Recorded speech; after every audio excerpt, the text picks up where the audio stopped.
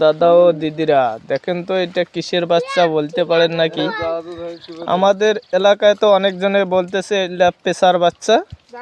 আপনারা জানিলে কমেন্টে জানিয়ে দিবেন। দুইটা বাচ্চা পাওয়া গেছে। আর দিদিমণি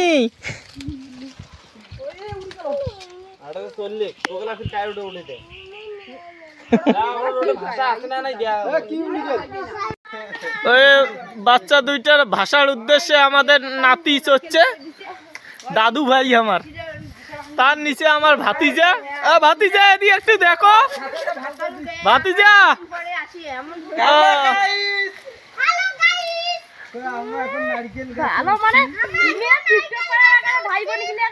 আমার ভাগ্নি আমার খালি গাইলে